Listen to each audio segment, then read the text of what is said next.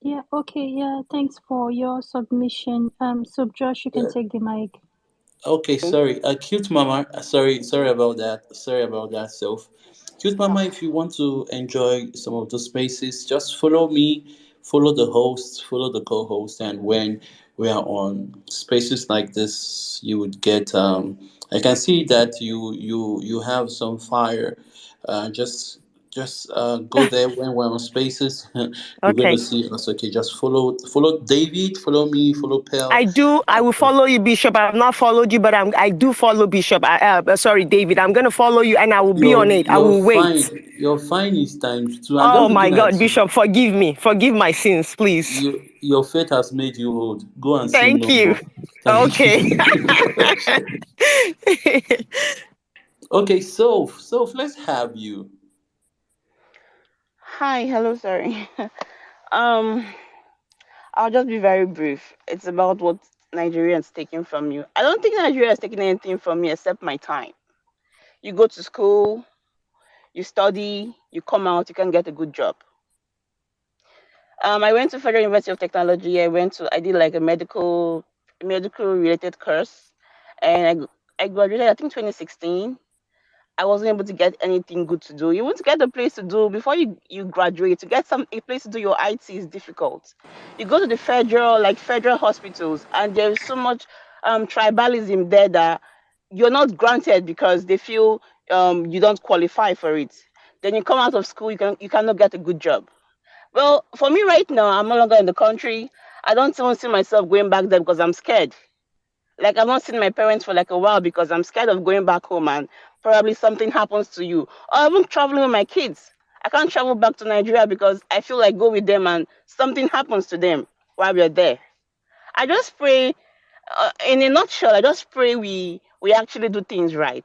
I won't say because I am no longer there, I don't care. I care. My parents are there, my siblings are there. I want to be able to go home and and contribute to my society as well. And I just pray we get it really right next year. Um, it's not about. I'm not even going to go about the whole tribalism. So I think everybody should come together. Your Yoruba, your Igbo, your Hausa. I feel it has to do with our future of our kids. It has to do with everybody at this point.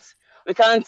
You might want to just get what you want to get at the moment and support somebody else for the change you get at this moment. But talk about in the future, you're talking about the long term stuff, and it has we I just pray we come together to get to vote for the right person that would see that this country gets back the glory it had like years back. That's all I want to see. Thank you.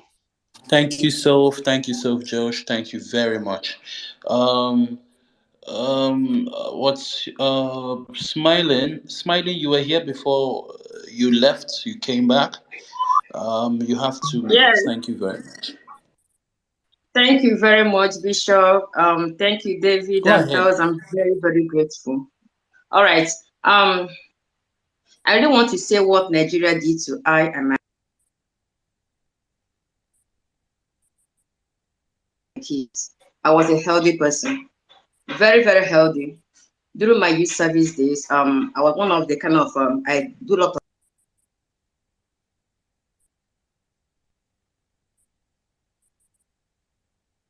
Smiling. I think you're having network issues. I'm going to take you off as a speaker now. Kindly request the mic again, then the mic will be given to you. Let's take Femi. Sadir, how are you? Sadiq? Good evening, everyone. My name is Sadiq. Sadiq, how are you, Femi Sadiq? I'm fine. I'm better now, Please, at least. shoot, you have 2 minutes. Can you all hear me very well? Yeah, we can hear you. Okay, so we're all talking about what have we lost since 2015. Well, Nigeria has always taken things from me before, but last week, Sunday, Nigeria almost took her life. So last week, Sunday, I was coming from, I was going from my house to the park because I just came back from Ibadan. So I was going to drop off a friend at the park in Begaye. Then when I got to the traffic light, in case you know Bega very well, you know the traffic light at Isheri that links to Lagos Ibadan Expressway. So when we got there, I was like the third car from the traffic light. Then when the traffic lights on were green, then we went. Then a traffic controller stopped my car. I was in the car with my partner. Then I had two of my other friends in the car. They were at the back because they were the one I was going to drop at the park. So when we got there, the traffic controller was like, "Oh, I should wait." Then I asked him, "Oh, is there a problem?" He said, "Oh, I should park." Because when he looked into the car, he saw that we were like four youths in the car. So he was like, "I should park." Then I parked. The next thing he came to me was like, "Oh, I beat the traffic light." Then I was shocked because I had like other 4 or 5 cars behind me that they just let them go. They didn't even stop them at all. Then I was like, how come? Like, I was questioning him. Then he went around the car. When he got to the back of the car, he noticed that the car I was driving was a government plate number. So I was just like, even these government people, I beg they go. And then other guy beside him, which was a police officer, heard what he said. They was like, oh, so you're a government, this is a government car. Yeah, come on, bring your allocation paper. And I was talking to him, like explaining things to him. The next thing I was like, okay, let me call the people in Ogun State government, so at least you can talk to them to verify that the car actually belongs to the Ogun State government. Then he was talking to them on the call. My friend that was at the back of the car came down, was like, waiting happen. Then the officer got angry. Then he was like, why would he ask him that waiting happen? That can he not see that he's talking to someone on the phone already to try and know what was going on? Then we're like, sir, it's not, waiting happen is not like anything offensive. Like, he was just asking, like, okay, what is going on and all of that. I was like, oh, that if you want to talk to him like that, I should take my phone back. That he does not want to hear whatever I have to say again. I should follow him to the station. They were like trying to understand, okay, what was going on. Next thing, he hit my guy on his chest. That was when I got angry. I was like, how would he hit someone on his chest? Like, he has not done anything. Then I brought out my phone. I was like, okay, if you're going to hit him on his chest, at least do it on camera. Like, let's see. Oh, yeah, you want to beat him up, beat him up. Then some other officers came at the back. One of them snatched my phone from my hand. I didn't see them coming from my back. They snatched my phone from my hand. Then I was like, so we can't make videos. So what is the evidence we actually have that we've been assaulted or something? They were like, we can't make videos of officer in uniform. I was like, okay, if it's that, let me call them in my house. Then I told my partner to come and give me a phone so I could call my sister and all of that. Then when my partner came, she gave me a phone. The same officer that hit my guy thought I was going to make a video. Then he came back to me, was like, did they not tell you not to make a video? Did they not tell you not to make a video? Like, I'm going to fucking beat you here. Then the next thing, he just hit my chest like really, really hard. At that point, like, I didn't even know what was going on again because I didn't actually believe he could actually hit me on my chest. The next thing was like, okay, we should follow him to the station. Then we followed him to the station. When we got to the station, we saw one of their superintendents because their DPO was not in the office at that time. We saw one of the superintendents. So we were explaining to him, and I kept on complaining to them that this place this man hits me is actually paining me. Like, I kept complaining to them. I even at some point I had to like pull off my shirt and show them that this place this man actually hits me is actually paining me. But none of them listened. Next thing, someone called me on my phone that I was talking to the person. Then I didn't know what happened. I just went down. At that moment, everybody was just shouting that I should stand up. I should stand up. That why am I pretending? Then at the time they saw that I could not breathe again. That was when they all came back by me. They started putting water on my head. One of my friends that was in the car went to buy me inhaler. I was there trying to breathe. I could not breathe. Like, that was when everybody in the station was running around trying to get help and all of that. Then I just kept on telling my friend that they should take me to the hospital. They should take me to the hospital. Then we went to the hospital. Is at Solid Rock in Bega. When we got to the hospital, I was rushed into emergency. You have 30 Then seconds, sir. I'm sorry, I'm already trying to round up. So I was rushed into emergency. Then I was giving mobilizer to like actually try and breathe again. Then after a while, then I saw the doctor. The doctor was like, the place the officer hit me, like there was accumulation of blood there, so the blood was not flowing to my head and my body part again. So that was what happened. Then on Monday, I went back to the station to actually meet the DPO and make a complaint. Then they started begging me, saying, "Oh, I should not do this, I should not do that, I should please not report them to higher authorities, blah blah blah." They actually even said they were going to give me the money back for my treatment, that they were going to give me, that I should just bring my receipts. That so when I got there, they were just begging, begging, begging, begging, begging, begging before someone has said, "Oh, I should just let it go. That even if I try to take it up because I stay around that side, that they might actually come looking for me, blah blah blah blah blah." Still, I still made a complaint, but later, like I had to like leave it. So we talking about what we lost since 2015. Like I was at the blink of losing my life last week to an officer. I made a tweet up, and so many people were saying the same thing about those same officers, and even people were like, "Oh, those same people, that is a trick they do, they use there and all of that." So I will just try and stop here. So I'm just telling Thank you everybody, very much, please, Femi. this time around, like we have to make sure we get it right. Like it's very, very important. It's very, very important, please. Thank you, Well, Femi. Thank you very much. Hello, Gochuku, are you?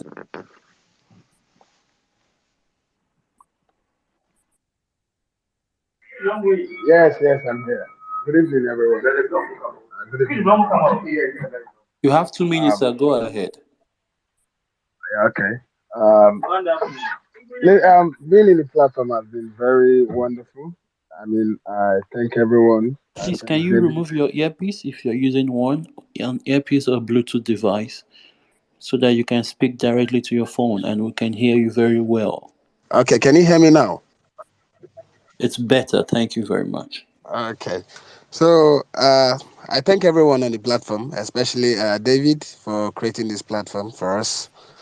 Uh, Listening to everyone talk, it's been like the same story all over again. Uh, Going from health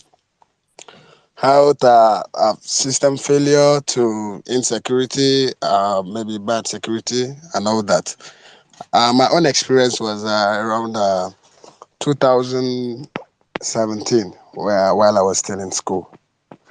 So I was at the hostel one day when these police officers came to the hostel. They came to arrest someone, and then while trying to arrest the person, it was around 12 o'clock at night. I mean, and you know how student environments usually look like. So when they came, I was sitting outside the hostel, and they tried to make access into the hostel.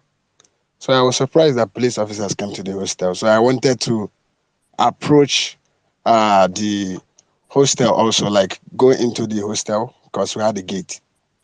So on my way going into the hostel, the Helix that was parked by the side flashed the light on me, and they told me, hands up, and come towards us. So I hands up, and I was going towards them. So when I got there, I was trying to know, what did I do? What did I do? And he said, shut up, don't talk. Bring out what you have. They tried to search me. They didn't see anything. And one of them said, go. The other person said, no. Come back and stay inside the vehicle. Why were you going to attack our members? I said, how, Oga? How would I even attack your members when there are like 4 of them there? Just me without any weapon attacking the members? How? They insisted I should enter the vehicle. So with everything that happened, at the end of the day, I was taken to the station. I stayed there. I spent 24 hours plus in the station because the officers actually told me that there is no way I am going to tell them that I didn't do anything, and I would want them to release me free of charge without paying money after being carried in their vehicle. Now, what I will use carry you come here? That was the question they asked. As a student, I knew what 10,000 was for me, so I couldn't afford it at that moment. So what happened was that I ended up missing my quiz, my test, sorry to say. And that was partly the reason why I carried the course over that year, which led to an extra year that I had in school then. So another incident was when I had health challenge. I was rushed to the You have hospital. 1 minute, sir. You have 1 minute. Yeah. I was rushed to the hospital, and uh, for the doctors that were there on that day, it was on Saturday. They said that they weren't taking what did they say, scans or something on Saturdays. That I should come back on Monday. I mean, I was brought to the hospital by people. I couldn't come by myself, even though it was emergency. They asked that I should come back on Monday. That they don't work on Saturdays. It was a general hospital, so I had to go to a private one. These are the things that happened in Nigeria. And then immediately I left Nigeria, I got to discover that I've been lied to all these years. I've been lied to. I've been told that I've been made to believe that you have to pray for you to have a steady light. You have to pray to have good road. You have to pray to have basic things you should have. But then, leaving Nigeria, I discovered these things are just as simple as anything. So I don't see any reason why any youth would campaign for his grandfather. That's not that is it is okay. I'm just thank you everyone for this platform. Thank you. Thank you very much, sir. Thank you for that beautiful one there. We thank you for keeping the time. Thank you very much. Let's go to Chisom. Chisom Miriam, you've been here for a while. Are you still there? Chisom Miriam, are you still there? Yes, I'm here. I'm here. Hi, I almost took you down. Okay, go ahead. You have 3 minutes. Okay. Thank you so much, Bishop. Okay.